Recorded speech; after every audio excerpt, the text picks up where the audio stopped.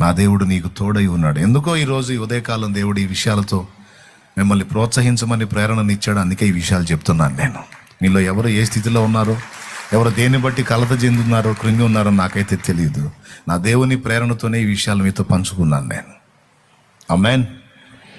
ఆయన ఒక మాట చెప్తున్నాడు, నీకును నీ సంతతికి నేను దాచి ఉంచినవి తగిన కాలం అందు అందుతాయి, ధైర్యంగా ఉండు, నా వైపే చూడు. ఆమేన్. నాకైతే నమ్మకం, నాకు చాలా నమ్మకం, చాలా విశ్వాసం. ప్రతిదీ నేను ఇప్పటి వరకు అనుభవించినవి, నేను ఇప్పటి వరకు పొందినవి నా దేవుడు నాకు దాచి దాచి ఇచ్చినాయి. నాకు అదే భరోసా. నాకు కావాల్సింది ఫలానా ఉందిరా, నాకు అవసరం అయిద్దంటే దాన్ని ముందే దాచిపెడతాడు. ఆ టయానికి నాకు అందుబాటులోకి వచ్చింది. ఎన్నిసార్లు నిన్ను చిక్కించుకుందామన్న వాళ్ళే నీ చేతికి చిక్కేటట్టు చేస్తాడు ఆయన. నిన్ను చిక్కించుకుందామని వెంటాడిన వాళ్ళు నీ చేతికి చిక్కేటట్టు చేస్తాడు. నోటి మాటల వలన కలుగు నొప్పి నీకు తగలకుండా నేను నా రెక్క చాటుని నిన్ను దాచిపెట్టదను అన్నట్లు. లోకస్తుల దాడి నీ మీద జరగకుండా ఇదిగో నేను నిన్ను కప్పి ఉంచుతాను, దాచి ఉంచుతాను. మనల్ని దాచి కాచుకునే దేవుడు. మనల్ని అలా దాచిపెట్టకపోతే ఇటు మనుషులు అటు సైతాను శక్తులు ఎప్పుడుగా చేసేవి మనల్ని. ఏబులో దేవుడు బాగా అభ్యంతరపడే తత్వం కొన్ని ఉన్నాయి. ఒకటి కాదు, ఒకటి కంటే ఎక్కువ ఉన్నాయి. మెట్టుకి ఒక 3 సంగతులు మనం గుర్తు చేసుకోవచ్చు. ఏబు దేవుని యందు భయభక్తులు కలిగిన వాడు, చెడుతనం విసర్జించిన వాడు, న్యాయవర్తనుడు, యథార్థవంతుడు. ఈ 4 ఓకే. కానీ దేవుని విశ్వసించే విషయంలో ఏబు ఒక దశలో అభ్యంతరపడ్డాడు. దేవుని మీద పూర్తిగా విశ్వాసమును బట్టి ఆనుకోలేకపోయాడు అనేది ఏబు గ్రంథము 3:25 చదివితే మనకు అర్థమైద్ది. ఇదంతా మీకు గతంలో చెప్పాను.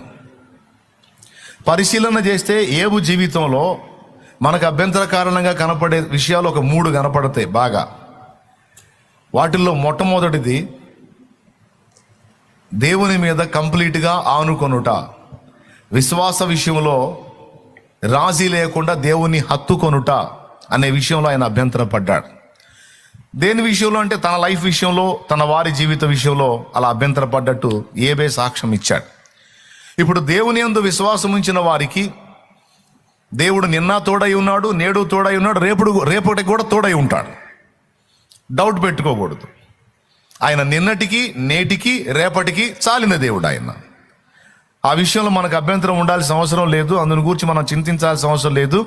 నిన్నటికి దేవుడు సహాయకుడని విశ్వసించావా, నేటికి కూడా సహాయకుడని నమ్ము, రేపటికి కూడా ఆయన సహాయకుడని నమ్ము. విశ్వాసము లేకుండా దేవునికి ఇష్టడై ఉండుట అసాధ్యము. దేవునికి స్తోత్రం కలుగును గాక. హల్లెలూయా. కానీ ఏమన్నాడు? ఏది వచ్చునని నేను బహుగా భయపడితినో అది నా మీదికి వచ్చుచున్నది, అదే నాకు సంభవించుచున్నది, నాకు భీతి పుట్టించినదే నా మీదికి వచ్చుచున్నది అని ఏబు తను గతంలో ఏమనుకున్నాడో ఆ సంగతులు మాట్లాడాడు. అంటే ఏది వచ్చునని నేను బహుగా భయపడితినో అదే నాకు సంభవించుచున్నది అంటే ఏబు పొందినటువంటి అనుభవాలన్నీ ఏబు ముందే ఊహించాడు, ముందే విశ్వసించాడు. అందుకే ఆ పరిస్థితులన్నీ నా మీదకి వచ్చినాయని ఏబే సాక్ష్యం ఇచ్చాడు. దేవునికి బాధ అది. రేపటిని గురించి దరిద్రంగా ఎందుకు ఊహించుకుంటావు? రేపటిని గురించి వికృతంగా ఎందుకు ఆలోచించుకుంటావు? రేపటిని గురించి ఎందుకు భయభ్రాంతులకు గురవుతావు? నువ్వు నన్ను నమ్ముతున్నావా? నమ్ముతున్నాను ప్రభువా. నేను నిన్న నీకు సహాయకుడిని, నేడు సహాయకుడిని, రేపటికి కూడా నేను సహాయకుడిని కానా? నిన్న మాత్రమే నేను ఉండువాడినా, నేడు మాత్రమే ఉండువాడినా, రేపటికి ఉండనా నేను? లేదు నాయన, ఉంటావు. నేను భూమి మీద ఉండని రోజు వచ్చిద్దేమో కానీ నువ్వు ఎల్లప్పుడూ ఉండువాడవై ఉన్నావు. తెలుసు కదా నీకు. తెలిసినప్పుడు మరి రేపటిని గురించి నువ్వు ఎందుకు భయపడుతున్నావు, కలత చెందుతున్నావు, కంగారు పడుతున్నావు? దేవుడు అడుగుతాడు.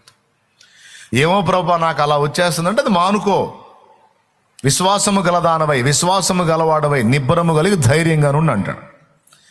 అలా కాకుండా మనం భయపడతా ఉన్నామనుకో, ఒక రకంగా చెప్పాలంటే దేవుణ్ణి అవమానపరిచినట్టు. విశ్వాసులమై ఉండి కూడా మన రేపటిని గురించి కంగారు పడ్డాము అంటే ఒక రకంగా దేవుణ్ణి అవమానపరిచినట్టు. మీకు ఎంతమందికి అర్థమవుతుంది? ఆ పొరపాటు మనం చేయకూడదు. మనం రేపటిని గురించి కూడా దేవుని మీద భరోసా ఉంచి, నా తండ్రి ఉన్నాడు, ఆయన నేను విశ్వసిస్తున్నాను, ఇంతవరకు కాచిన నా తండ్రి ఇక ముందు కూడా ఆయనే చూసుకుంటాడని మనం ఆయన మీద భరోసా ఉంచి దేవుడు ఇచ్చిన ఈ రోజుని దేవుని మహిమార్థమై మనం వాడుతూ ఉంటే దేవుడు సంతోషిస్తాడు. మనం ఆనుకున్నప్పుడే కదా మన బరువు ఆయన మోయగలడు. మనం ఆయన మీద ఆనుకోనప్పుడు ఎలా మోస్తాడు? అక్కడ అభ్యంతర పడతాడు దేవుడు. బాగా ఇది మీరు గ్రహించాలి. ఇప్పుడు ఏబులో బలమైన విశ్వాసం ఉందందామా, లేకపోతే ఈ మాటలను బట్టి అభ్యంతర పడ్డాడందామా? ఖచ్చితంగా ఆయన సందేహించాడు. ఎందుకంటే నా మాటలు కాదు, ఆయన మాటలే చెప్పాడు, ఆయనే చెప్పాడు. కావాలంటే మీరు ఇంకొకసారి చూసుకోండి, ఏబు 3:25. ఏది వచ్చునని నేను బహుగా భయపడితినో అదే నాకు సంభవించుచున్నది, నాకు భీతి పుట్టించినదే నా మీదకి వచ్చుచున్నది. చూడండి, ఏబు నా పిల్లలందరూ ఇలా ఉన్నారు పచ్చపచ్చగా, వీళ్ళందరికీ ఏదన్నా అవుతుందేమో, వీళ్ళందరూ ప్రాణాలు కోల్పోతారేమో అని ఏబు బహుగా భయపడ్డాడు. నిజంగానే జరిగింది. నా భార్య ఇంత విధేయురాలుగా ఉంది, నాకు తిరుగుబాటు చేసిద్దేమో, రివర్స్ అయిద్దేమో అనుకున్నాడు. నిజంగానే అయింది. నాకు ఇంతమంది దాసదాసి జనాంగం, పశువులు, ఒంటెలు, ఎడ్లు ఇవన్నీ సమృద్ధి గలవాడినై ఉన్నాను, ఇవన్నీ కోల్పోతానేమో అనుకున్నాడు. నిజంగానే జరిగింది. ఇదంతా నెగిటివ్గా ఎందుకు ఆలోచించుకోవాలి? దేవుని యందు విశ్వాసం ఉంచిన వాడు కదా, దేవుని యందు భయభక్తులు కలిగిన వాడు కదా, మరి దేవుణ్ణి ఆనుకోలేకపోయాడా? చివరికి నా దేహం ఇంత ఆరోగ్యంగా ఉంది, ఇది రోగగ్రస్తమైపోతుందేమో, నాకేదన్నా వ్యాధి వచ్చిద్దేమో, నాకేదన్నా అవుతుందేమో అనుకున్నాడు. నిజంగా జబ్బు రానే వచ్చింది. తన దేహం విషయంలో అనుకున్నది జరిగింది, తన భార్య విషయంలో అనుకున్నది జరిగింది, దాసదాసి జనాంగం విషయంలో అనుకున్నది జరిగింది, తన ఆస్తుల విషయంలో అనుకున్నది జరిగింది, తన సంతతి విషయంలో కూడా ఆయన అనుకున్నది జరిగింది. అంటే జరిగినవన్నీ కీడులా మేలులా? ఏబుకు జరిగినవన్నీ కీడా మేలా? కీడే. అంటే ఇవన్నీ జరక్క ముందే ఏబు వీటన్నిటిని విశ్వసించాడు. వీటన్నిటి విషయంలో దేవుని మీద ఆనుకోలేకపోయాడు. మరి ఇది దేవుడికి అభ్యంతరమా కాదా? మీరు చెప్పండి. మరి ఈ విషయాలు ఏమైనా సాతానుతో చెప్పాడా? చెప్పలా? ఒకటే, ఏబు న్యాయవంతుడు, యథార్థవంతుడు, యెహోవా యందు భయభక్తులు కలిగి చెడుతనం విసర్జించినాడు, భూమి మీద అలాంటి వాడు ఇంకొకళ్ళు లేడు, మా వాడు నెంబర్ 1 అన్నాడు. దేవునికి స్తోత్రం కలుగును గాక. హల్లెలూయా. అంటే దేవుడు ఏబుని సాతానుకు పట్టించలా, కానీ ఏబులో లోపాలు ఉన్నాయి. దేవుడు బాగా అభ్యంతరపడే విషయాలు ఉన్నాయి. వాటిలో మొట్టమొదటిది సంపూర్తిగా విశ్వాసముతో దేవుని మీద ఆనుకొనలేకపోవుట ఏబులో మనం చూస్తాం. ఏబు గొప్ప భక్తుడే కాదని నేను అనను, కానీ విశ్వాస విషయంలో మాత్రం ఆయన కొంచెం మనకి ప్రశ్నార్థకంగా కనపడతాడు. ఒకటి. రెండవది, స్వనీతి విషయంలో ఫ్రెండ్స్ అనుకున్నారు ఏబు తన దృష్టికి తాను నీతిమంతుడిగా ఉన్నాడని వాళ్ళు గ్రహించి ఏబుతో మాట్లాడటం మానేశారనేది ఏబు గ్రంథం 32వ అధ్యాయం మీరు చూడండి, మొదటి వచనం. ఏబు గ్రంథం 32:1 చూడండి. యోబు తన దృష్టి యందు తాను నీతిమంతుడై ఉన్నాడని ఆ ముగ్గురు మనుషులు తెలుసుకుని అతనికి ప్రత్యుత్తరము చెప్పుట చాలించిరి. ఎందుకంటే ఏబు తన నీతి మీద, తన సొంత నీతి మీద ఎంత ఆధారపడ్డాడంటే, ఒకే ఒక మాట పైన మీరు 31వ అధ్యాయము 37వ వచనం చూడండి. నా అడుగుల లెక్క ఆయనకు తెలియజేసేదను, రాజు వలె నేను ఆయన యొద్దకు వెళ్ళేదను. అద్దుగో, ఎంత గంభీరమైన మాటో చూడండి. అంటే తను గూర్చి తాను ఏమనుకుంటున్నాడంటే, నేను దేవుని ఎదుట నేరస్తుడిగా లేను, ముద్దాయిగా లేను, నేను నీతిమంతుడై ఉన్నాను. ఎంత నీతి అంటే దేవుడు నన్ను ఆక్షేపించడానికి దేవుడికి ఏం ఛాన్స్ లేదు. నేను దేవుని సముఖానికి వెళతాను, ఎలా? ముద్దాయిలా కాదు, రాజులాగా వెళతాను అన్నాడు. నేను రాజు వలె ఆయన యొద్దకు వెళ్ళేదను అన్నాడు. ఒకసారి మీరు ఆలోచించండి, దేవుని దగ్గరికి రాజులాగా తల ఎత్తుకొని టీవీగా వెళ్ళే దమ్ము ధైర్యం ఏ నరుడికైనా ఉన్నదా? ఉందా? లేదు. ఎందుకంటే తర్వాత ఏబే చెప్తాడు, పాప సహితంలో నుండి పాప రహితుడు పుట్టగలిగిన ఎంత మేలు, కానీ అలాగూ జరుగదు. ఆదాము సంబంధిత రక్తమును పంచుకొని పుట్టిన మనందరము ఉగ్రతాపాతర ఘటములము, అవిధేయ కుమారులము కుమార్తెలము. ఆదాము మొదలుకొని ఆదాము నుంచి వచ్చినటువంటి ఏ నరుడు కూడా దేవుని ముందు యోగ్యుడుగా నిలబడజాలడు. ఏ నరుడు కూడా తన స్వనీతి చేత ఆమోదయోగ్యం పొందజాలడు. ప్రతి ఒక్కడికి, క్రీస్తుకు పూర్వం ఉన్న వాళ్ళకు కానీ క్రీస్తు తర్వాత ఉన్న వాళ్ళకు కానీ యేసు రక్తం అవశ్యం. ఎందుకంటే యేసే చెప్పాడు, నేనే మార్గమును సత్యమును జీవమును, నా ద్వారానే తప్ప ఎవ్వడూ తండ్రి యొద్దకు రాడని గట్టిగా తేల్చేశాడు యేసయ్య. ఇప్పుడు దీన్ని బట్టి ఆలోచించండి. ఏబుకు సైతం ఈ మాటను బట్టి ఏబుని ఎందులో పెడదాం? మనం ఏ జోన్లో పెడదాం? యేసు రక్తం అవసరం ఉన్న వ్యక్తి జోన్లో పెడదామా, అవసరం లేని వ్యక్తి జోన్లో పెడదాం? ఎందులో పెడదాం? ఏ ప్లేస్లో పెడదాం? ఏబుకు అవసరం లేదా యేసు రక్తం? ఎవడో రాడనేసాడు. ఎంత భయంకరమైన మాటో చూడదు. ఆదాం లేదు, ఏబు లేదు, దావీదు, ఎవడు రాను, నా ద్వారానే రావాలి ఎవడైనా తండ్రి దగ్గరికి అన్నాడు. దేవునికి స్తోత్రం కలుగునుగాక. పెద్దగా చెప్పండి. మరి ఇప్పుడు ఏబు రాజులాగా నేను ఆయన సన్నిధికి పోతాను అన్నాడింది. వాస్తవంగా నేరస్తులు ఎలా పోతారు దేవుని సన్నిధికి? ఇప్పుడు శాస్త్రులు, పరిసయులు మనకు తెలుసు. పరిసయుడు దేవుని సన్నిధికి పోయినప్పుడు ఎలా పోయాడు? సుంకరతో పోల్చుకొని నేను సుంకరి కంటే చాలా రెట్లు బెటర్ అని దేవుని సన్నిధికి పోయి దేవునికే చెప్తున్నాడు, నేను వాళ్ళలాగా ఉండనందుకు నీకు స్తోత్రం, నేను వీళ్ళలాగా ఉండనందుకు నీకు స్తోత్రం, నేను ఇలా చేస్తున్నాను, ఇంత నియమనిష్టలతో ఉంటున్నానని చాలా ధైర్యంగా వెళ్ళి దేవుని ముందు మాట్లాడుతున్నాడు. అది పరిసయ్య నీతి. ఇలాంటి పరిసయ నీతిని దేవుడు ఒప్పుకోడు, అసహించుకుంటాడు. కానీ దేవాలయం వెలపట ఒకడున్నాడు, అతడు సుంకరి. ఆకాశం తట్టు కళ్ళెత్తడానికి కూడా ధైర్యం చాలక రొమ్ము కొట్టుకుంటూ తన అయోగ్యతను, అపాత్రతను ఒప్పుకున్నాడు. ఒకడేమో సుంకరి, నిజంగా పాపే. ఒకడేమో పరిశుద్ధుడు, వాడు అనుకుంటున్నాడు పరిశుద్ధుడని. నీతిమంతుడు లేడు, ఒక్కడూ లేడన్న వచనం ప్రకారం చూస్తే ప్రతి ఒక్కళ్ళు ఎందులో ఉంటారు? తేడాలోనే ఉంటారు. కానీ పరిసయుడు తన యోగ్యతను తాను చాటుకుంటున్నాడు. ఏబులో ఈ తత్వం కనపడిద్ది, సుంకరి తత్వం కనపడదు. సుంకరు ఒప్పుకున్నట్టుగా ఏబు ఒప్పుకునే పరిస్థితి కనపడదు. ఏబు ఒక్కటే మాట, మనకు 100 మాటలు అవసరంలా, రాజులాగా నేను ఆయన సన్నిధికి పోతాను అన్నాడు. అంటే అర్థం ఏంటో తెలుసా? తల ఎత్తుకొని వెళ్తాను అండ్ టీవీగా కూడా వెళ్తాను నేను అన్నాడు. దేవునికి స్తోత్రం. దీన్ని బట్టి మీకు ఏమర్థం అవుతుంది? ఏబులో పరిసయ్య నీతి కనపడుతుంది. ఈ ఒక్క చోటే కాదు, చాలా చోట్ల ఆయన అంతే మాట్లాడతాడు. మొదటిది విశ్వాస విషయంలో లోపం, రెండవది నీతి విషయంలో లోపం. ఏబు తన దృష్టికి తానే నీతిమంతుడై ఉన్నాడు. కొంతమందిలో ఇలాంటి అహం పనిచేస్తుంది, ఇలాంటి తత్వం ఉంటుంది. మనలో కూడా ఈ జాడ్యం ఉంటుంది. ఇతరులతో పోల్చుకొని మన దృష్టికి మనమే నీతిమంతులం అనుకుంటాం. ఖచ్చితంగా ఇతరులను మనం లోప సహితమైన వ్యక్తులుగా చూస్తున్నాము అంటే అర్థం ఏంటంటే మన దృష్టికి మనం యోగ్యులమని మనం చెప్పకనే చెప్పుకుంటున్నట్టు. మన దృష్టికి మనం ఏమై ఉన్నామో మనకు స్పష్టంగా అర్థమైతే ఇతరులను నిందించడానికి తొందరపడం, భయపడతాం. మన దృష్టికి మనం సరైన వాళ్ళంగా అనుకుంటేనే ఎదుటి వాళ్ళని నిందించడానికి మనం ఇష్టపడతాం. దాన్ని పరిసయ్య నీతి అన్నారు. అది ఏబులో కనపడింది. ఎంత అభ్యంతర పడతాడో చూడండి పరిసయ్యుల వ్యవహారానికి ప్రభు. అయ్యో వేషధారుడైన శాస్త్రులారా, పరిసయ్యులారా అని వాళ్ళని గద్దిస్తూ మీరు సున్నం కొట్టిన సమాధులు అన్నాడు.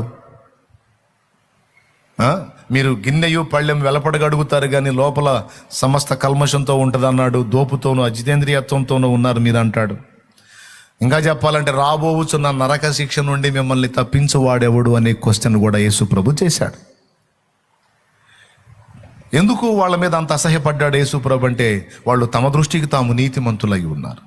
పరిసయ్యుల విషయంలోనే కాదు, ఏబు విషయంలోనే కాదు, నీ విషయంలోనైనా నా విషయంలోనైనా అలాంటి అపరాధ భావం మనలో కనపడిందంటే బాగా అసహ్యపడతాడు, అభ్యంతరపడతాడు, ఇబ్బంది పడతాడు దేవుడు.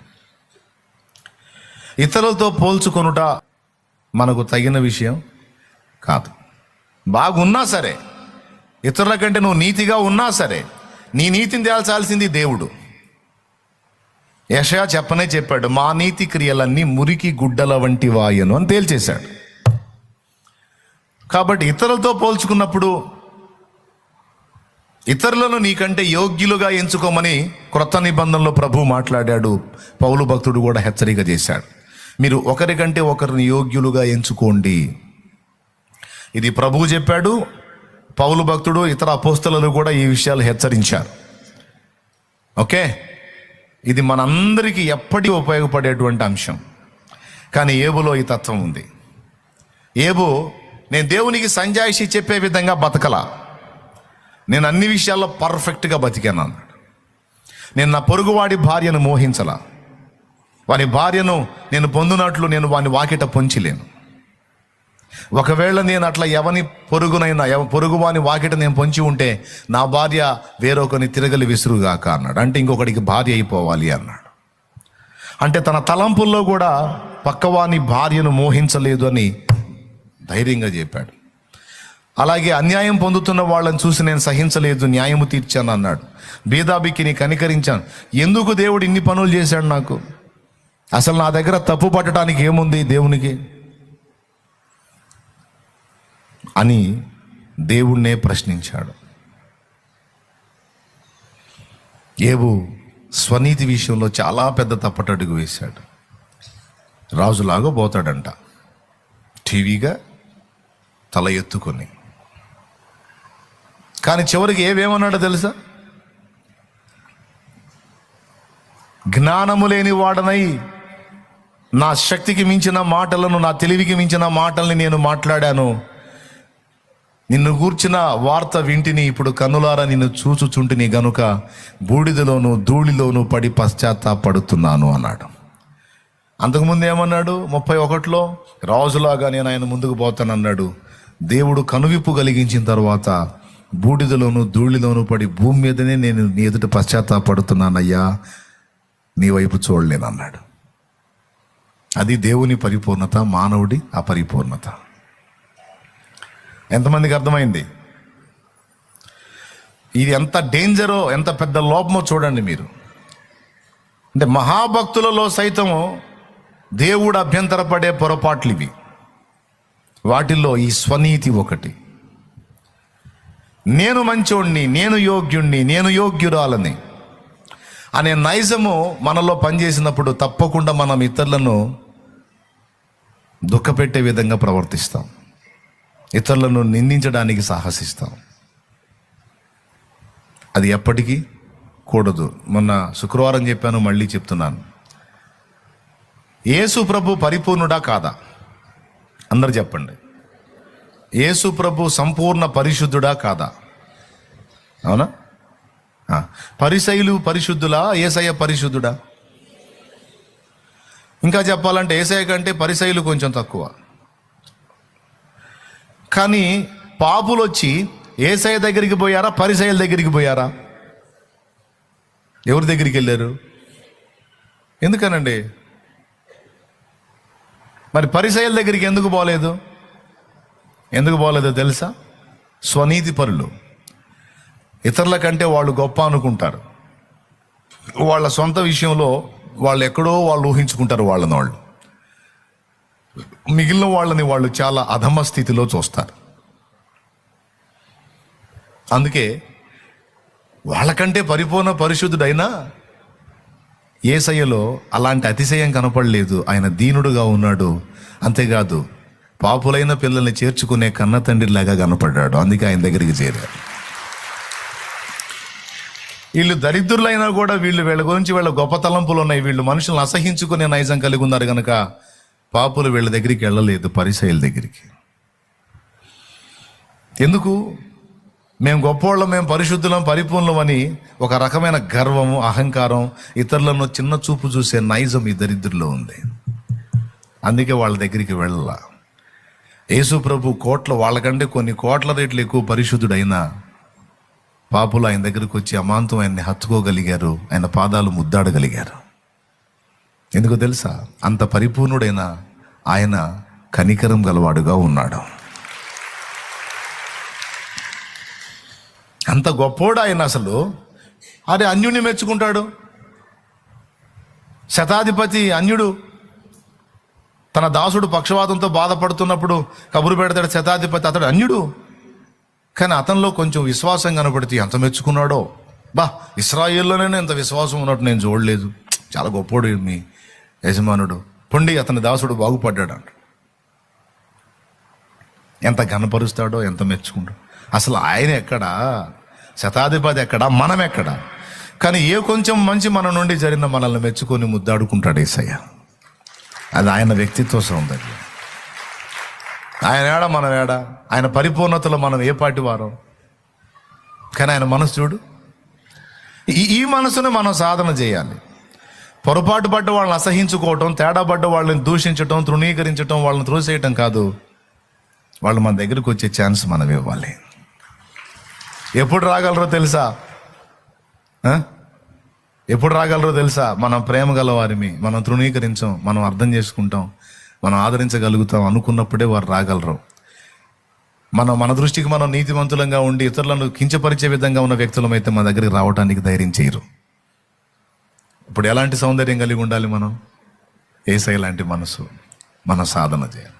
మనం ఎంత యోగ్యులమైనప్పటికీ, ఎంత క్రమంగా బ్రతుకుతున్నా వాళ్ళే, నేనేదో అట్లా అనుకుంటున్నా కానీ నాకంటే వాళ్ళే గొప్పవాళ్ళు, వాళ్ళే యోగ్యులు, నేనే పాటి వాడిని. ఆయన కృప, ఆయన దయ, అంతకుమించి ఏముంది? విరిగిన అనుభవం దేవునికి ఇష్టం. విరిగిన దానిని లోకంలో ఎవరు కోరుకుంటారు? విరిగిన మనసును వాడుకునే నీతో ఎవ్వరు సరిరారు. హీనులను దీనులను నానులుగా శ్రీమంతులుగా మార్చగలిగిన మంచి దేవుడవు నీవే యేసయ్యా. నీవు లేకపోతే నా బ్రతుకే లేదయ్యా, నువ్వు చేరదీయపోతే. ప్రియమైన బిడ్డలారా, మనందరిలో ఈ తత్వం ఉండాలి. తొట్టుపడ్డ బిడ్డలను ఆదరించాలి. తేడబడ్డావులే సోదరి, దేవుని వైపు తిరుగు, దేవుడు క్షమిస్తాడు లేబ్బా. మనలో నీతి పరిపూర్ణలు ఎవరున్నావు? బలహీనలో శోధించబడ్డావు, కానీ అక్కడే ఉండుకో. దేవుడు నిన్ను ఇంకా ప్రేమిస్తున్నాడు, నీకోసం చూస్తున్నాడు. తండ్రి వైపు తిరుగు, దేవుని పాదాలు ఆశ్రయించు. నేను నిన్ను నిందించను, నేనే కాదు, ఏ నరుడు నిందించడానికి లేదు.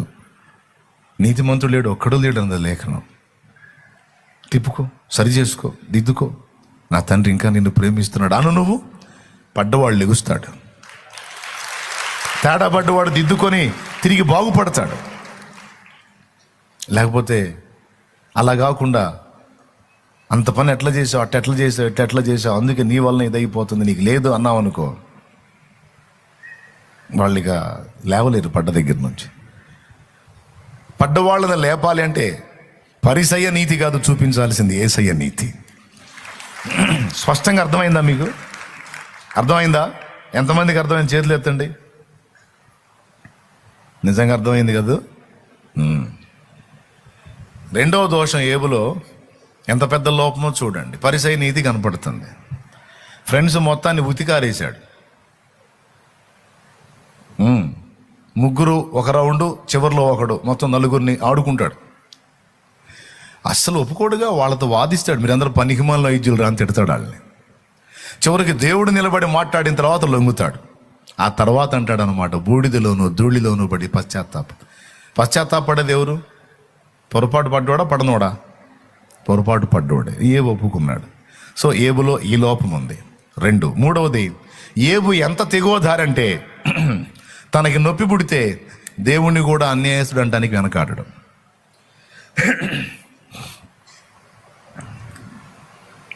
అంత తెగు ఉన్నట్టు మనకు కనపడదు, కానీ చేశాడు. ఫ్రెండ్స్తో వాదిస్తాడు, అట్లయితే సర్వశక్తుడగు వాడు నాకు అన్యాయం చేశాడు అంటాడు. మీరు ఇంతసేపు మాట్లాడుతున్నారు కదా, చూడు ఎన్నెన్ని మాట్లాడినాడు దేవుణ్ణి. 30వ అధ్యాయము 21వ వచనం చూడు.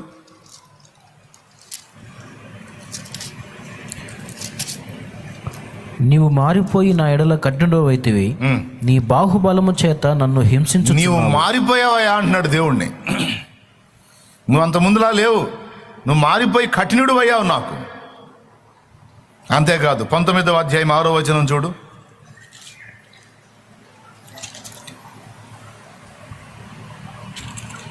అలాగైతే దేవుడు నాకు అన్యాయము చేసిననియు, చాలు, తన వలలో నన్ను చిక్కించుకొనిననియు మీరు తెలుసుకొనుడి. ఎంత డైరెక్ట్ స్టేట్మెంట్. అలాగైతే దేవుడు నాకు అన్యాయం చేశాడు అన్నాడు. దేవుడు మారిపోయాడు, దేవుడు కఠినుడు అయ్యాడు, దేవుడు అన్యాయస్తుడు అని 2 మాటలు మాట్లాడాడు. చివరికి దేవుడు కూడా ఈ మాటతో ఏకీభవిస్తే ఏమంటున్నాడు తెలుసా? నీవు నిర్దోషివని తీర్పు పొందుటకు నన్ను దోషిగా నా మీద దోషం మోపుదువా అని దేవుడే ప్రశ్నించాడు ఏబుని.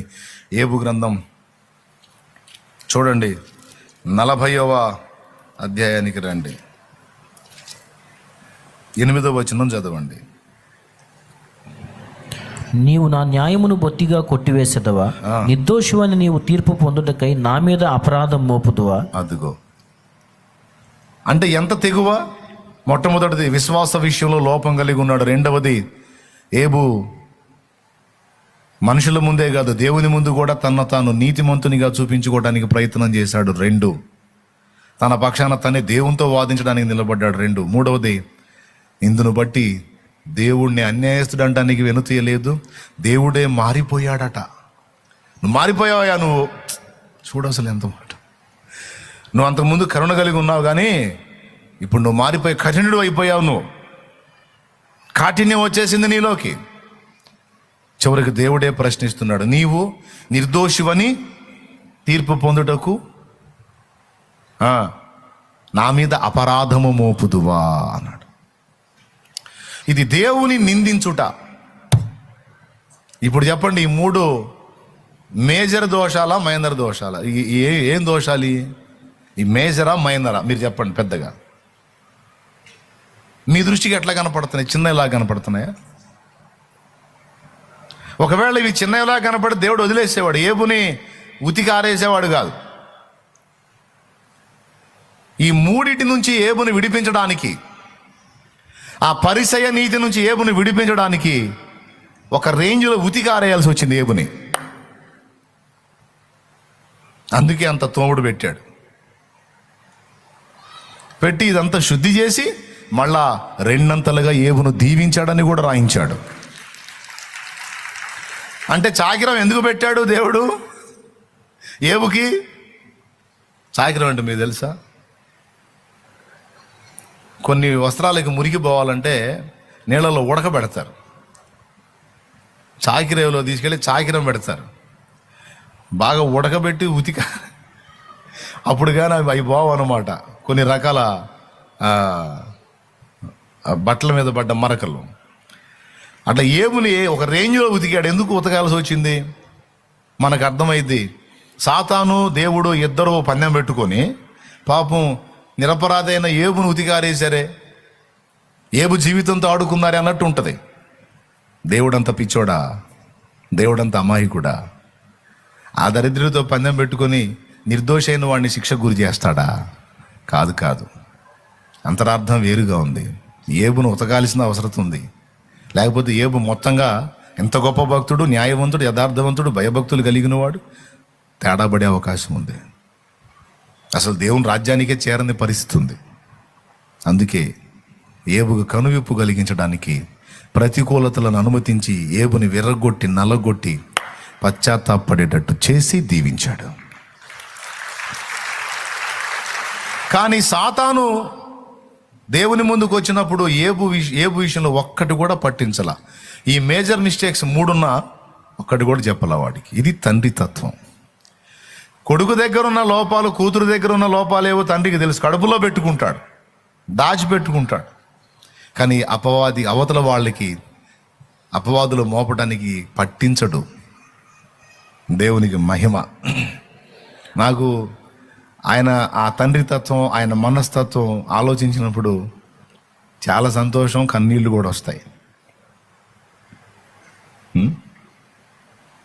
ఆయన దాచిపెట్టుకున్నాడు మనని. కొడుకులపై తండ్రి జాలి పడు విధమున భక్తి పరుల ఎడల జాలి పడును దేవుండు. పాడండి. కొడుకులపై తండ్రి జాలి పడు విధమున భక్తి పరుల ఎడల జాలి పడును దేవుండు. మన భక్తి పరుల ఎడల జాలి పడును దేవుండు. ఆ కారణము సంస్కృతి చేయవే మనసా శ్రీమంతుడగుయే ఓవ సంస్కృతి చేయవే మనసా. దేవునికి మహిమ. పడమటికి తూర్పెంత ఎడమో పాపమునకు మనకు నంత ఎడము కలుగా చేసి ఉన్నాడు.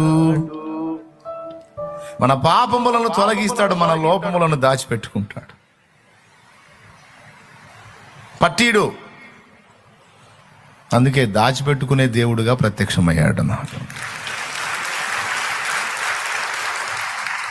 పాపాలనే వీపు వెనకేసాడంట. అంటే ఇందుకు వాటికి వెళ్ళి చూడడు, లోపాలనేమో దాచిపెట్టుకున్నాడు. జకర్యా గ్రంథం 3వ అధ్యాయంలో ప్రధాన యాజకుడైన యెహోషువ దూత ఎదుట నిలబడ్డాడు. ఆయన దూత కాదు, దేవుడే. ఆయన ఎదుట నిలబడ్డాడు. అపవాది ఫిర్యాది అయి మరో పక్క నిలబడ్డాడు. ఇద్దరు నిలబడ్డారు. ప్రధాన యాజకుడైన యెహోషువ, మోషే శిష్యుడు కాదండి, ప్రధాన యాజకుడు ఒక యెహోషువ ఉన్నాడు. ఆయన మలిన వస్త్రములు గలవాడై దేవుని ఎదుట నిల్చున్నాడు. అపవాది ఫిర్యాది అయి అంటే ఏంటి? కంప్లైంట్ చేస్తున్నాడు. వాడు ఎప్పుడూ వాడి పని అదే, మన మీద నేరాలు మోపటమే. రాత్రింబగళ్ళు మన సహోదరుల మీద దేవుని ఎదుట నేరము మోపువాడైన అపవాది. ప్రకటన గ్రంథం 12:10. నేరాలు మోపేవాడు, అపవాదులు మోపేవాడు కనుక వాడు అపవాది. వాడే ఇప్పుడు ఫిర్యాది. కంప్లైంట్ చేశాడన్నమాట ప్రధాన యాజకుడైన యెహోషువ విషయంలో. ఆయన మలిన వస్త్రాలే కలిగి ఉన్నాడు. కానీ అక్కడ ఆయన ఏమన్నాడు తెలుసా? ప్రభు, ఇతడు అగ్నిలో నుండి తీసిన కొరవి వలె ఉన్నాడు. చూడండి, సాతాను, యెహోవా నిన్ను గద్దించును, యెరూషలేమును కోరుకొను, యెహోవా నిన్ను గద్దించును, ఇతడు అగ్నిలో నుండి తీసిన కొరవి వలెనే ఉన్నాడు కదా అని యెహోవా దూత సాతానుతో అనెను. యెహోవా దూత అని చెప్పిన ఆయన కూడా యెహోవాయే. అర్థమైందా? ఆయన కూడా ఎందుకంటే తర్వాత వచనం చదివితే వాస్తవంగా దూత అతిక్రమాలు పరిహరించడు, కానీ ఇక్కడ ఈయన చూడు అతిక్రమాలు పరిహరిస్తున్నానంటాడు. చదువు. దూత దగ్గర నిలిచిన వారిని పిలిచి ఇతని మైలుబట్టలు తీసివేయడని ఆజ్ఞాపించి, నేను నీ దోషమును పరిహరించి ప్రశస్తమైన వస్త్రములతో నిన్ను అలంకరించుచున్నానని సెలవిచ్చాను. అదుగో, నేను నీ దోషమును పరిహరించి ప్రశస్తమైన వస్త్రములతో నిన్ను అలంకరించుచున్నానని సెలవిచ్చాడు. దూతకు ఆ ఛాన్స్ ఎక్కడుందండి? దోషాలు పరిహరించే ఛాన్స్. కాబట్టి యెహోవా దూత అని ఇక్కడ చెప్పబడిన వ్యక్తి ఎవరు? యేసయ్య. దేవునికి స్తోత్రం కలుగును గాక. దోషములను పరిహరించువాడు ఆయన. అయితే ఇక్కడ చూడు, సాతానుకు పట్టిస్తున్నాడేమో చూడు. మా వాడిని నిప్పండి అంటాడు. మా వాడిని నిప్పండి. ఏంది నువ్వు? అగ్నిలో నుండి తీసిన కొరివిలాగున్నాడు. అదే మనోళ్ళు అంటారు కదా, ఏంది నా పిల్లని అంటున్నావు నువ్వు? ఏదో నా కూతుర్ని నిప్పు పోరా నిప్పురా నా కూతురు. అవునా? ఎవరు? నా కొడుకుని అంటున్నావు నువ్వు, తప్పుడోడని. నా కొడుకు నిప్పు. నీలాంటి వాడు 100 మంది అంటే మాత్రం నేను ఒప్పుకుంటాను. నా కొడుకు నిప్పో, ఒకటి తీరు తప్పు చేసినా సార్ నిప్పో అంట. దేవునికి స్తోత్రం కలుగును గాక. పట్టిస్తాడా తండ్రి? అది కనపడదని చూడండి ఆయన దగ్గర. అంటే ఆయన ఎలాంటి వ్యక్తిత్వం కలిగి ఉన్నాడో, మన ఎడల ఎంత వాత్సల్యం చూపుతున్నాడో చూడండి. కొడుకులపై తండ్రి జాలి. వాస్తవంగా ఒట్టి జాలి కాదు, వాత్సల్యం. వత్సల అంటే గోవు. వత్సల అంటే గోవు. ఇంటికాడ దూడకి పాల ఆకలి పొట్ట ఖాళీ అయితే అక్కడ తల్లికి పాల ఉత్పత్తి స్టార్ట్ అయిందట. అది బిడ్డ ఆకలి తల్లికి తెలిసిద్దంట, గోవుకు తెలిసిద్దంట. అందుకే మేత ఆపేసి పరిగెత్తిద్ది, ఇంటికి అరుచుకుంటా పరిగెత్తిద్ది. ఎంత కేకలేస్తా పరిగెత్తిద్దో నేను చూసా. వచ్చి దూడ దగ్గరకు వచ్చి పాలు ఇచ్చుకుంటుంది. ఆ పాలు ఇచ్చేటప్పుడు దూడ పాలు తాగినంతసేపు దానికి చేతులు లేవుగా, కాళ్ళేగా 4. ఆ 4తో ఆ దూడని ఏమి నాకుద్దో. దానికి ఎంత ప్రేమో. ఆ వత్సల చూపించేదే వాత్సల్యం, గోవు ప్రేమ. అంటే మనకు అర్థం కావడానికి మరి ఇంక వేరే పదాలు ఏమన్నా, మనకు తెలిసిన పదాలు ఇయ్యాక, అందుకని అయ్యే పెట్టాడు బైబిల్లో. నేను చెప్పాలంటే అంతకంటే మించిన ప్రేమ అయింది. దేవుని గట్టిగా స్తోత్రం చెప్పండి. హల్లెలూయా. తల్లికున్నదా తండ్రికున్నదా నీ ప్రేమ జాలి యేసయ్యా.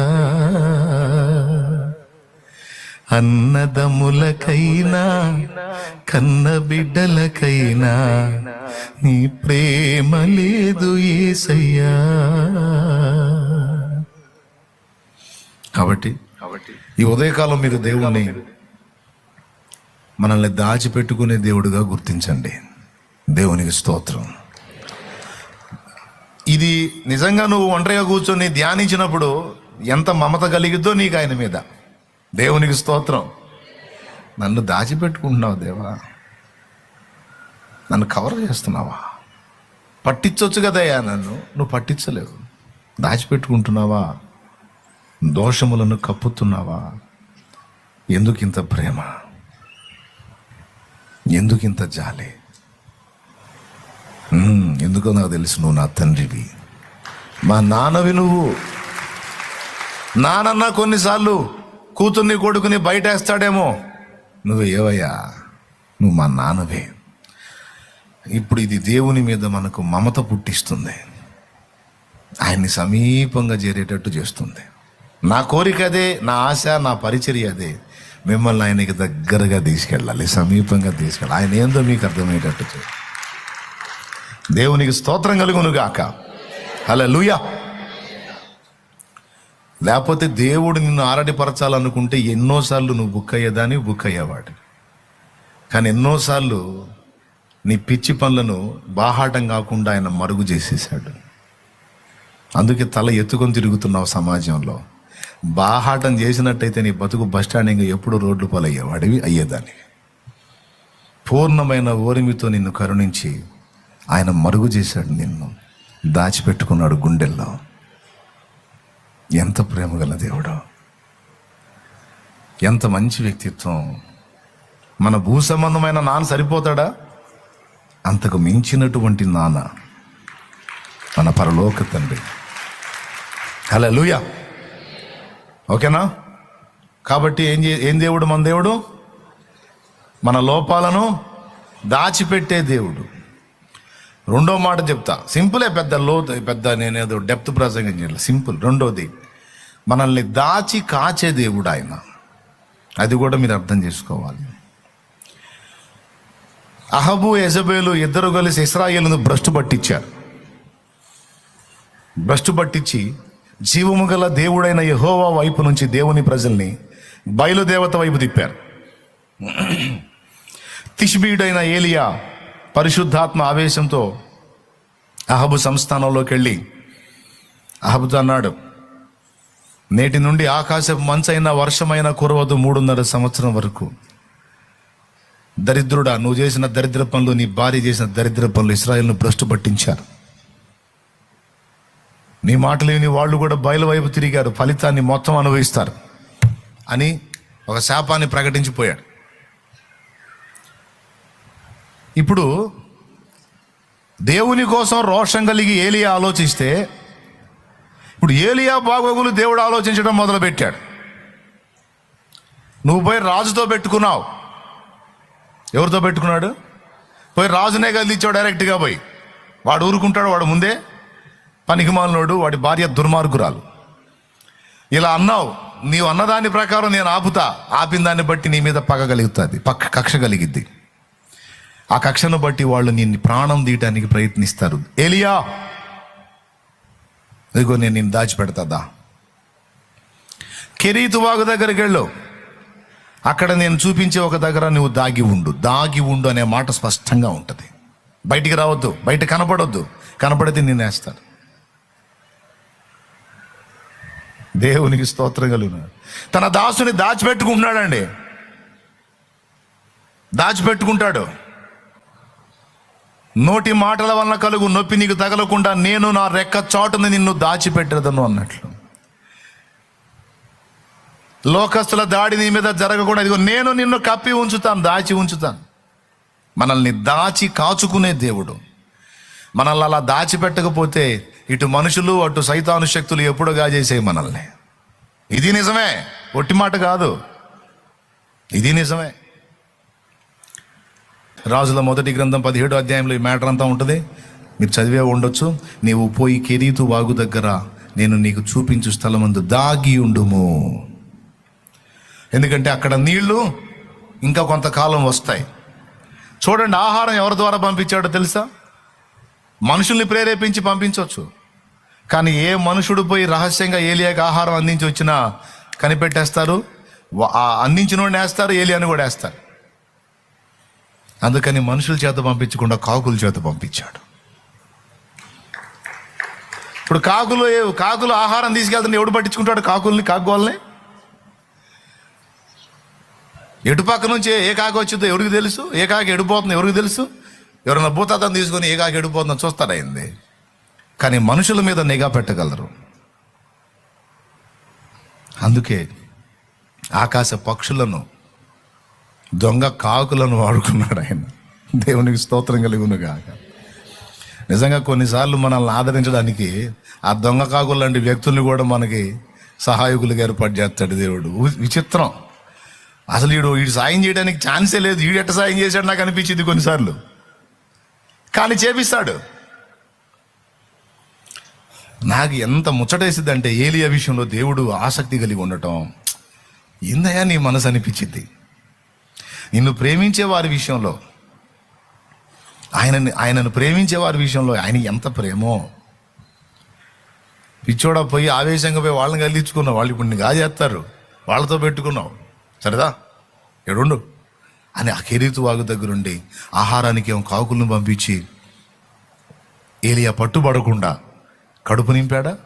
ఆ వాగు నీళ్లతో దాహం తీర్చాడు. ఇది అయిపోయిందా? అయిపోయిన తర్వాత వాగు ఎండిపోతుంది. ఇప్పుడు ఎట్లా?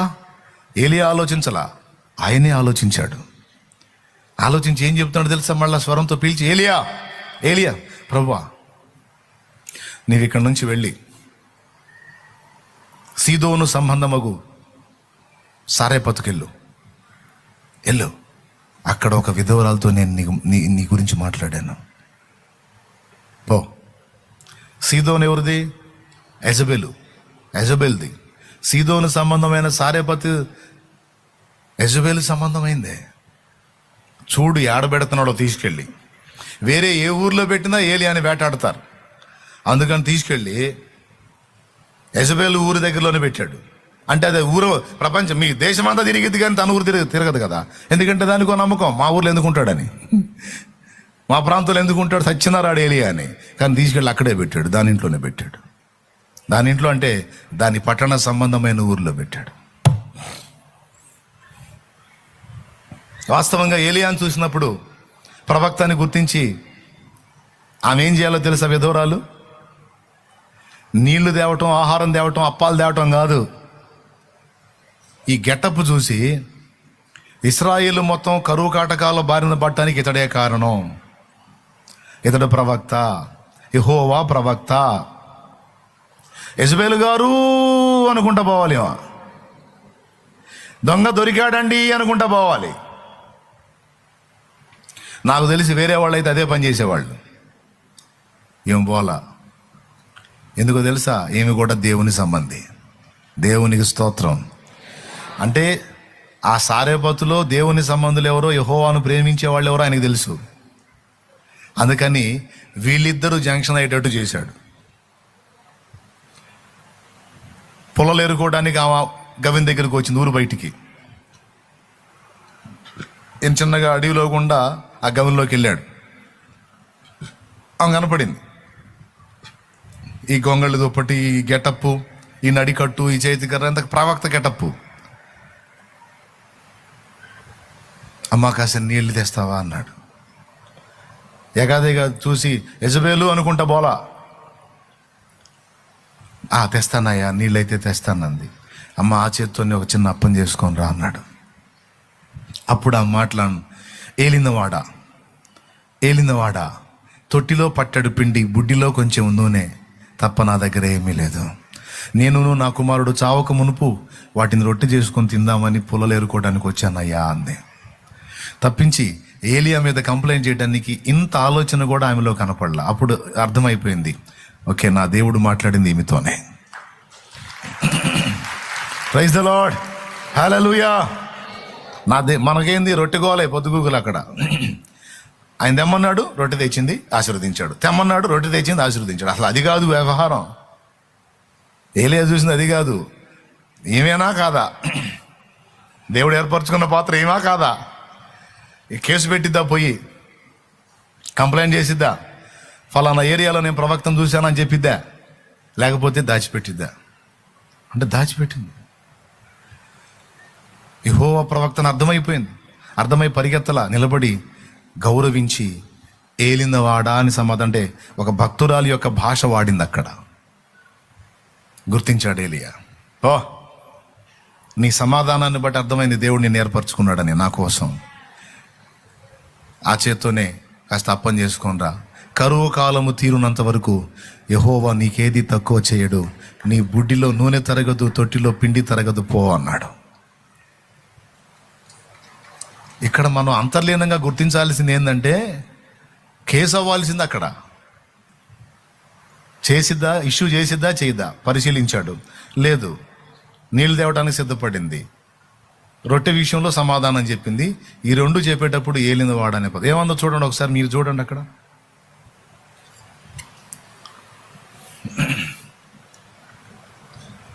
పన్నెండవ వచనం.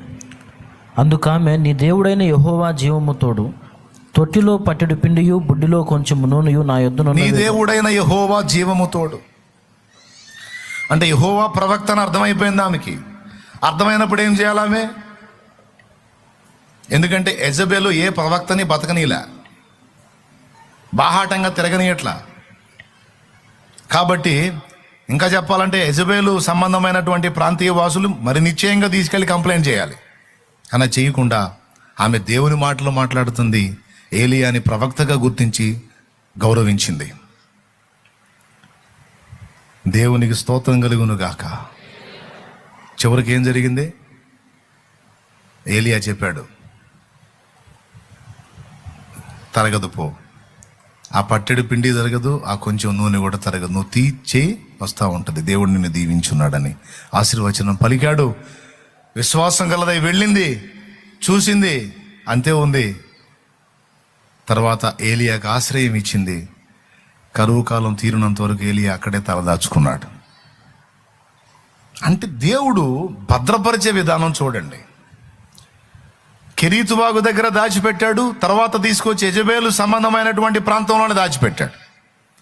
ఇక్కడ మేజర్గా మీరు దృష్టి పెట్టాల్సిందంటే ఆయన దాచుకునే నైజం. తన దాసుల్ని, తన పిల్లల్ని, నిన్ను, నన్ను, ఆ ఏలియా దేవుడే ఈరోజు నా దేవుడు. హల్లెలూయా. ఈరోజు నువ్వు నేను సేవించుచున్న దేవుడు ఆ దేవుడే. కాబట్టి ఆయన నిన్ను నన్ను ఇంతవరకు దాచాడు, కాచాడు. ఇక ముందు కూడా ఆయన రెక్కల నీడలో దాచి, ఏమండి, సమయోచితమైన నీ కృపయే నన్ను దాచి కాపాడెను, నీ కృపయే, నీ ప్రేమే నన్ను సమయోచితమైన నీ కృపయే నన్ను, సమయోచితమైన నీ కృపయే నన్ను దాచి కాపాడెను, నీ కృపయే దాచి కాపాడెను. సమయోచితమైన నీ కృపయే నన్ను దాచి కాపాడెను, నీ కృపయే దాచి కాపాడెను. దేవునికి మహిమ. దైవజనుడా దైవజనుడా అని 2 సార్లు సంబోధించింది. యెహోవా జీవముతోడని ప్రవక్తగా గుర్తించింది ఆ మహాతల్లి. ఎంత ధన్యురాలైంది. యేసు ప్రభు కూడా ఆమె ఉదంతాన్ని ఎత్తాడు. ఆమె దగ్గరికే ఏలియా పంపబడ్డాడు అని. ప్రియులారా, ఇంతేకాదు ఎంత పట్టించుకుంటాడో. ఏలియా తిండి తినకుండా యెజబెల్ దెబ్బకి అరణ్యంలోకి ఒక దిన ప్రయాణం అంతా పోయి బదరీ వృక్షం కింద పండుకుంటే 2 సార్లు లేపి రొట్టెలు నీళ్ళు ఇచ్చి ప్రాణాన్ని బలపరుస్తాడు.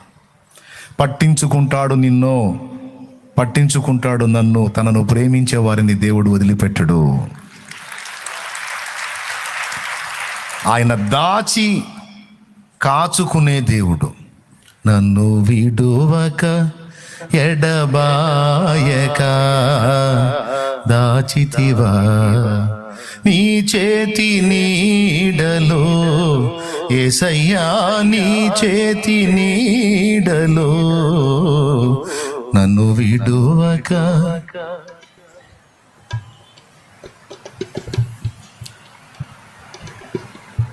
దాచిపెట్టాడు నిన్ను ఎప్పుడన్నా? కాచాడా నిన్ను?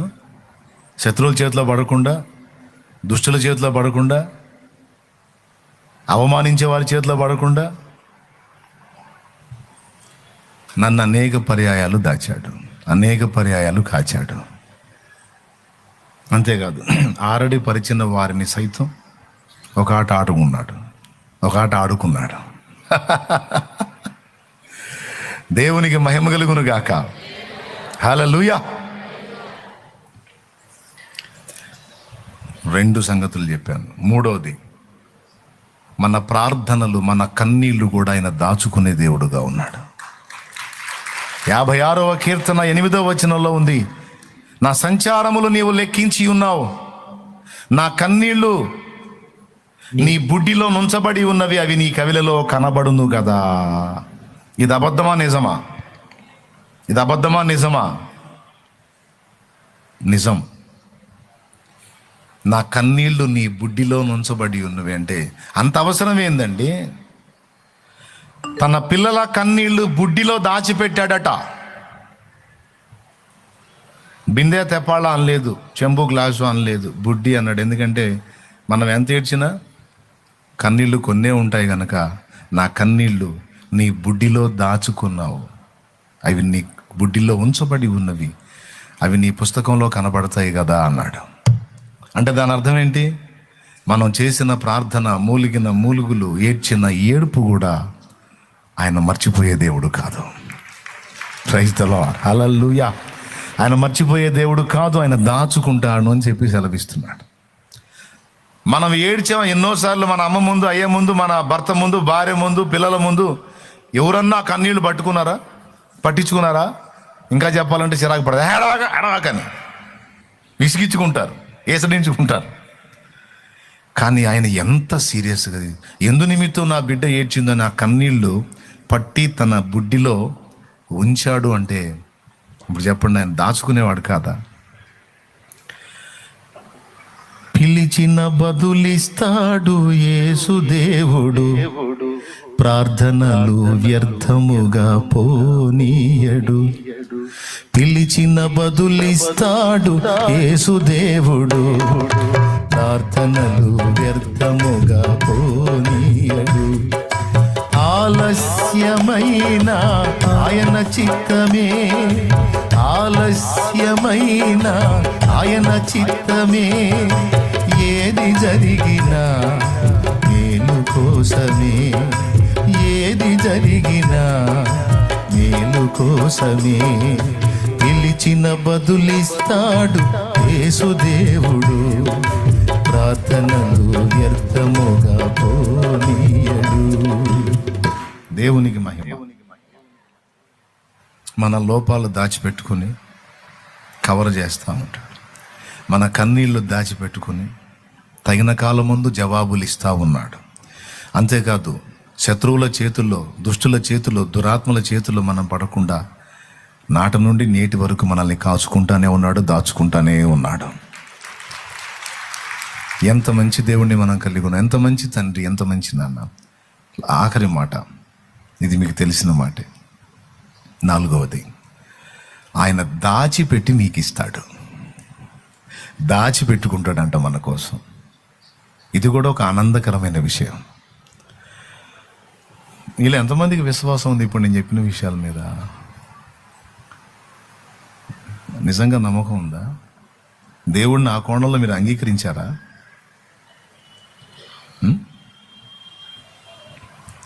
మనకేమేం కావాలో, అవి ఎప్పుడు మన చేతికి రావాలో, ఏ విధంగా మన అవసరతలు తీర్చాలో, మనకు కావలసినవన్నీ దాచిపెట్టించానని చెప్తున్నాడు ఆయన. నేను ఎన్నోసార్లు దాచి ఉంచిన మేళ్లను, ఆయన నా కోసం దాచి ఉంచిన మేళ్లను అనుభవించాను, ఎప్పటికీ అనుభవిస్తున్నాను, ఇక ముందుకును అనుభవిస్తాను. నాకు నిశ్చయిత ఉంది. మీరు ఎంతమందికి నిశ్చయిత ఉంది? నిశ్చయిత ఉంటే చేయొద్దు. నేను అనుభవించాను, అనుభవిస్తున్నాను, అనుభవిస్తాను. సందేహం లేదుగా? ఆమేన్. ఖచ్చితం, నిశ్చయం. నీకు అర్థం కాదు,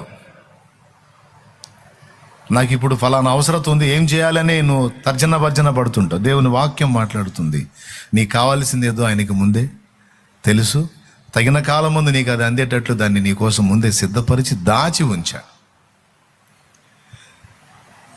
మొరియా పర్వతం మీద ఇస్సాకును బలిగా అర్పించడానికి తీసుకొచ్చాడు అబ్రహాం. ఇస్సాకును బలి ఇస్తాడని దేవుడికి తెలుసు, ఇవ్వడానికి ఖచ్చితంగా 100% సిద్ధపడతాడు అబ్రహాం అని తెలుసు. అందుకే ఇస్సాకును బలి ఇవ్వకుండా ఆపాడు. మరి బలిపీఠం ఒట్టిగా కాలిపోతుంది అని అబ్రహాం అభ్యంతర పడతాడు. అందుకని అబ్రహాంకి అవసరమైనటువంటి ఆ పొట్టేలను ముందే సిద్ధపరిచి దాచి ఉంచాడు అక్కడ. పొదలో కొమ్ములు తగులుకొని ఉన్న పొట్టేలు ఒకటి కనపడింది. అబ్రహాము కనులెత్తి చూసినప్పుడు అది కనపడింది. ప్రియులారా, దేవుడు మనకు దాచి ఉంచిన వాటిని స్వతంత్రించుకోవడానికి కనులెత్తి మనం ఆయన వైపే చూడాలి. Praise the lord. కనులెత్తి ఎటు చూడాలి? అప్పుడు దాచిపెట్టింది నీకు అందుబాటులోకి వచ్చింది. పిల్లలకి తల్లిదండ్రులు దాచిపెట్టిస్తారు. వాడికి నెలకి ఫీజు కట్టాలి అనుకోండి, లేకపోతే ఇయర్ ఎండింగ్ ఫీజు కట్టాలి. ఎట్లా చేస్తాడు నాన్న, ఎట్లా చేస్తాడని కొడుకు మదన పడుతూ ఉంటాడు, కూతురు మదన పడుతూ ఉంటుంది, తన తండ్రి దాచిపెట్టుకునే ఉంటాడు. ఎట్లా చేస్తావు నాన్న? అప్పుడు చేద్దాంలే, అప్పుడు చూద్దాంలే, అప్పుడు చూద్దాం. ఆ టైం వచ్చినప్పుడు తీసుకొచ్చి కట్టుపో అంటాడు. ఎక్కడికి నాన్న, ఎట్లా అంటే ముందే సిద్ధపరిచాలే, పోరా, దాచిపెట్టాలేపో.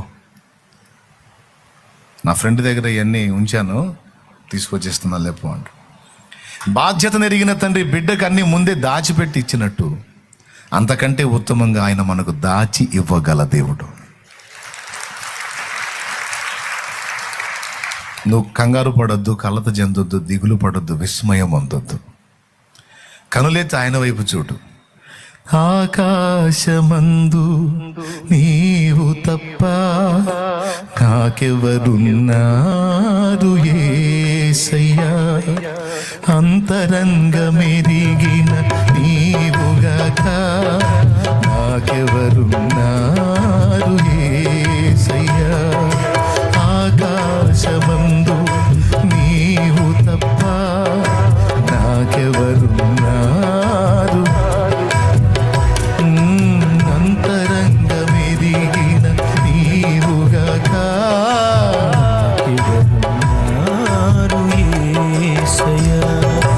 అయ్యా అయ్యా నా యేసయ్యా, అయ్యా అయ్యా నా యేసయ్యా, అయ్యా అయ్యా నా యేసయ్యా, అయ్యా అయ్యా నా యేసయ్యా. ఆకాశమందు నీవు తప్ప నాకెవరున్నారు యేసయ్యా. దేవునికి మహిమ. ఆయనకెళ్ళి చూడాలి. ఆయనకెళ్ళి చూసినప్పుడు ఈ 4 మనం స్వతంత్రించుకుంటాం. మన దేవుని దగ్గర ఈ 4 అనుభవాలు మనం పొందుతాం. ఎటు చూడాలి దృష్టి? ఏ నరుడి వైపు కాదు, ఆయన వైపే చూడాలి. 4 దావీదును చూడండి ఎట్ట గాచాడో. రాజు వల్ల గల దావీదును పట్టుకోవటం. రాజు అంటే తిరిగే ఉందండి, ఎక్కడున్నా పట్టుకోవచ్చు. అంత పెద్ద మంది మార్బలాన్ని కలిగిన సౌలు దావీదును తరుముతూ దావీదును పట్టలేకపోయాడు. కారణం, దావీదును తన రెక్కల నీడలో దాచింది దేవుడు.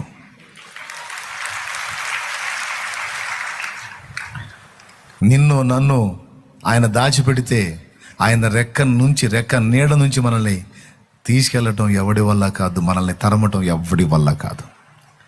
ఇంకా చెప్పాలంటే దావీదును చిక్కించుకుందామని ట్రై చేసిన సౌలు 2 సార్లు దావీదుకు చిక్కాడు. నిన్ను చిక్కించుకుందామన్న వాళ్ళే నీ చేతికి చిక్కేటట్టు చేస్తాడు ఆయన.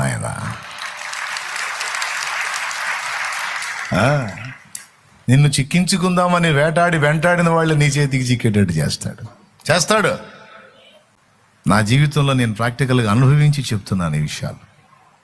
ఎంత తరిమాడండి, ఎన్ని అడవులు తిప్పాడండి, ఎన్ని మన్యాలు తిప్పాడండి ఆ దావీదునే. కానీ పట్టుకోలేకపోయాడు సౌలు. 2 సార్లు సౌలు తలకాయని దావీదుకి అప్పచెప్పాడు, కానీ దావీదు ముట్టల. నా దేవుడు నీకు తోడై ఉన్నాడు. ఎందుకో ఈరోజు ఈ ఉదయకాలం దేవుడు ఈ విషయాలతో మిమ్మల్ని ప్రోత్సహించమని ప్రేరణనిచ్చాడు. అందుకే ఈ విషయాలు చెప్తున్నాను నేను. మీలో ఎవరు ఏ స్థితిలో ఉన్నారో, ఎవరు దేన్ని బట్టి కలత చెందున్నారో, కృంగి ఉన్నారో నాకైతే తెలియదు. నా దేవుని ప్రేరణతోనే ఈ విషయాలు మీతో పంచుకున్నాను నేను. ఆమేన్. ఆయన ఒక మాట చెప్తున్నాడు, నీకును నీ సంతతికి నేను దాచి ఉంచినవి తగిన కాలం మంది అందుతాయి, ధైర్యంగా ఉండు, నా వైపే చూడు. ఆమేన్. నాకైతే నమ్మకం, నాకు చాలా నమ్మకం, చాలా విశ్వాసం. ప్రతిదీ నేను ఇప్పటి వరకు అనుభవించినవి, నేను ఇప్పటి వరకు పొందిన నా దేవుడు నాకు దాచి ఇచ్చినాయి. నాకు అదే భరోసా. నాకు కావాల్సింది ఫలానా ఉందిరా, నాకు అవసరం అయిద్దంటే దాన్ని ముందే దాచిపెడతాడు. ఆ టయానికి నాకు అందుబాటులోకి వచ్చింది. ఎన్నిసార్లు ఇదంతా దేవుడు, ఆయన వ్యక్తిత్వ సౌందర్యం, ఆయన ప్రేమ, ఆయన పితృవాత్సల్యం నీకు అర్థం కావాలని చెప్పాను నేను. చెప్పండి, వరుసగా 4 సంగతులు చెప్పాను నేను. మన దేవుడు మన లోపాలను దాచిపెట్టుకుంటాడు, మన కన్నీళ్లను, మన ప్రార్థనను. అంతేకాదు మనల్ని కూడా శత్రు చేతన పడకుండా. ఎంతమంది మంత్రగాళ్ళు ఎన్ని ప్రయోగాలు చేశారో, ఎంతమంది ఎన్ని దుర్మార్గపు కట్లు కట్టడానికి ట్రై చేశారో, నీ మీద నా మీద. మనకేం తెలుసు ఎక్కడెక్కడ ఎవడు ఏ గుంట దవ్వుతున్నాడో? కాదండి, ఎక్కడెక్కడ ఎవడు ఏ కుట్ర చేస్తున్నాడో మనకేం తెలుసు? చేస్తున్నారు చేసేవాళ్ళు. కానీ ఆశ్చర్యకరమైన రీతిలో అవన్నీ నిష్ఫలమైపోతున్నాయి. మనం అద్భుతంగా కాపాడబడతా ఉన్నాం. కారణం, రెక్కచాటున భద్రపరిచింది దేవుడు. ఇంకా ఎవడు ఎన్ని మంత్రశక్తులు ప్రయోగిస్తే ఏం ఫాయిదా? వాడి మొహం పగలటమే. ఒక్కటే మాట చెప్పాడు, నీకు విరోధంగా రూపింపబడిన ఏ ఆయుధము వర్ధిల్లదు పోరా అన్నాడు. పో, నీకు రివర్స్ అయిపోయి ఆశీర్వదించబడేవాడేవాడో నేను చూస్తా పో. నీకు విరోధంగా రూపింపబడిన ఏ ఆయుధము వర్ధిల్లదు. నీ చెయ్యి పట్టుకుంది నేను.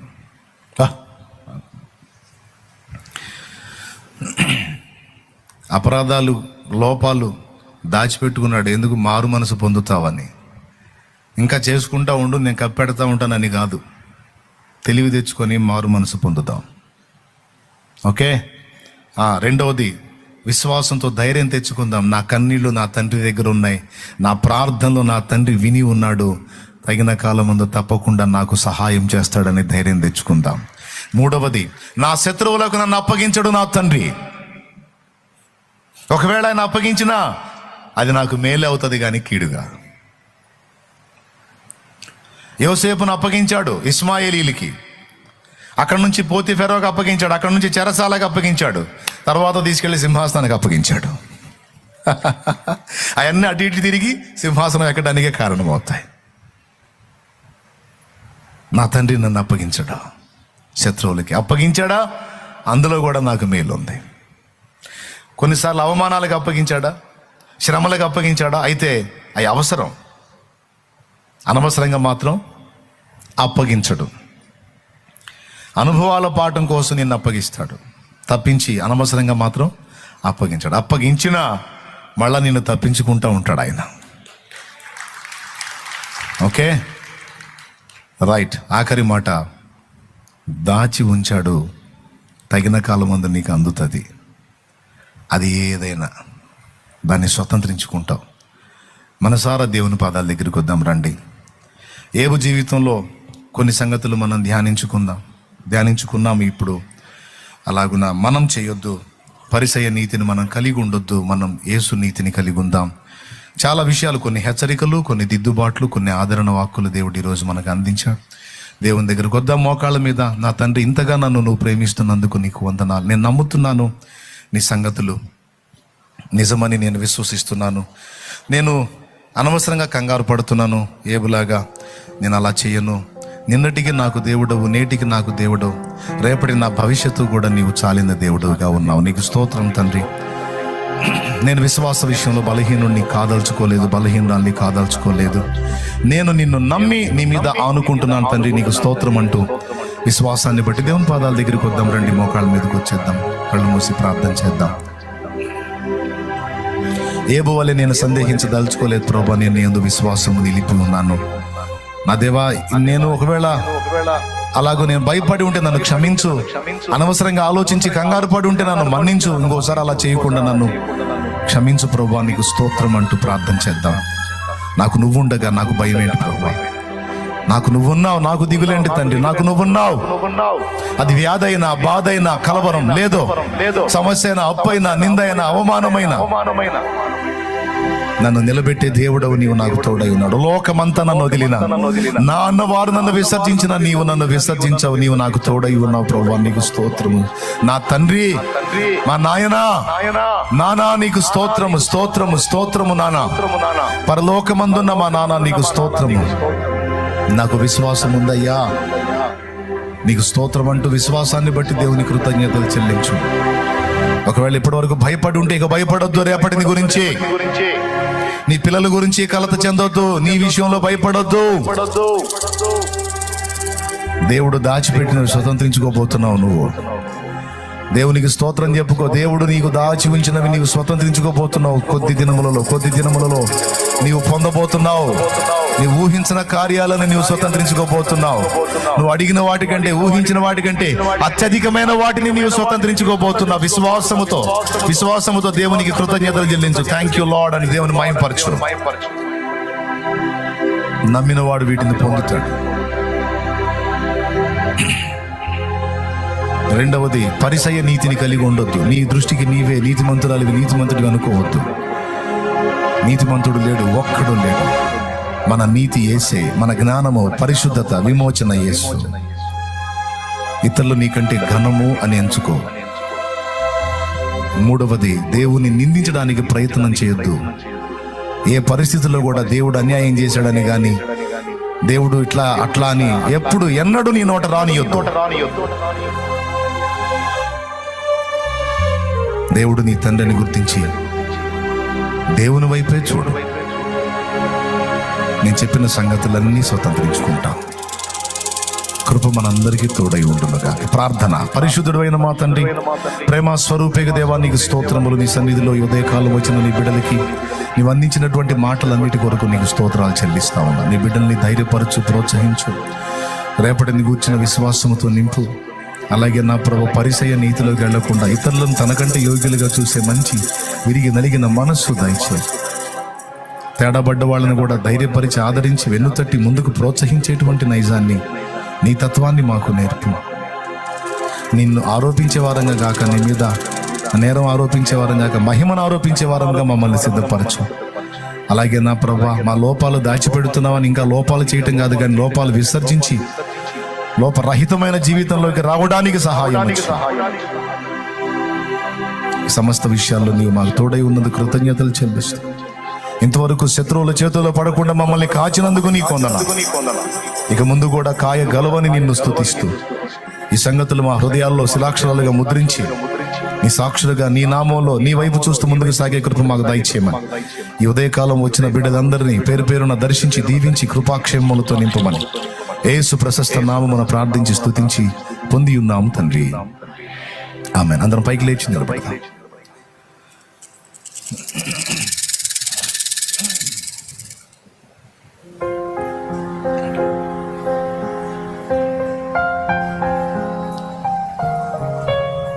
దేవుడు స్పష్టంగా మాట్లాడిన మాటల్లో ఏ లోపాలైనా నీలో ఉంటే దిద్దుకో, పసిబిడ్డలాగా తగ్గించుకో.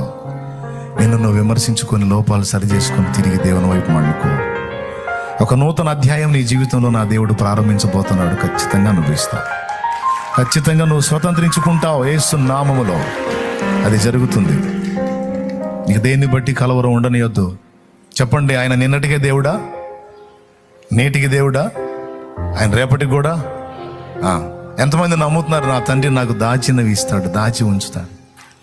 ఇంకా చెప్పాలంటే ఇంకొక మాట కూడా లేఖనంలో ఉంది స్పష్టంగా, అడుగు వాటికంటే, ఊహించే వాటికంటే అత్యధికముగా చేయగల దేవుడు.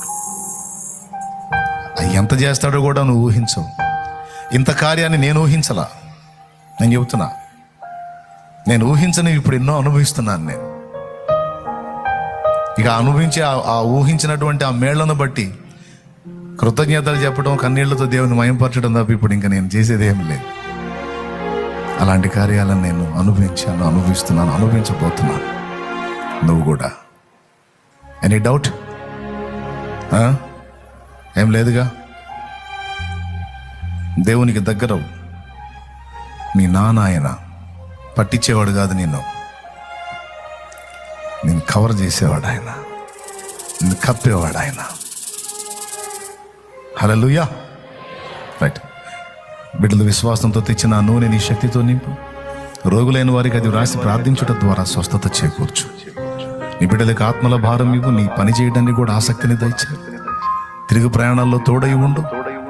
నా ప్రభు, ఏ సమస్యలో, శ్రమలో, వ్యాధిలో, బాధలో, ఇరుగులో, ఇబ్బందులు వచ్చారో వారికి ఉన్న సమస్త ప్రతికూలతలు తొలగించి సమాధానం దయచేసి వాగ్దాన రూపకమైన ఈ సందేశం వారి జీవితంలో అక్షరాల నెరవేరునట్లు సహాయం వచ్చాయి.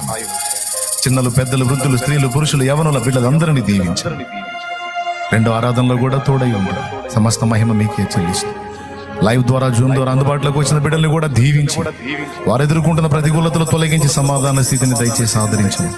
యేసు నామములో వేడుచున్నాం తండ్రి. ఆమేన్. మన తండ్రి అయిన దేవుని ప్రేమ, ఆయన ప్రియ కుమారుడు, మనందరి ప్రాణప్రియుడైన యేసయ్య శాశ్వత నిత్య కృప, పరిశుద్ధాత్మతోడి మనోహర దివ్య సహవాసం, సమాధానం, సమృద్ధి జీవం సమకూడిన మనకు సకల పరిశుద్ధులకు సార్వత్రిక సంఘమంతటికి నీ సదాతోడే మనందరం నిత్యత్వంలో చేరు పర్యంతం మనం నడిపించును గాక. ఆమేన్. ప్రభేసు రక్తమునకు జయం, ప్రభేసు రక్తమునకు జయం, ప్రభేసు నామమునకు సంపూర్ణ విజయం కలుగును గాక. ఆమేన్. హల్లెలూయా, హల్లెలూయా, హల్లెలూయా. ప్రభు స్తోత్రాలు. మీ అందరికీ హృదయపూర్వక వందనాలు, అందరికి వందనాలు. లైవ్ ద్వారా అందుబాటులోకి వచ్చిన బిడ్డలు కూడా హృదయపూర్వక వందనాలు. దేవుని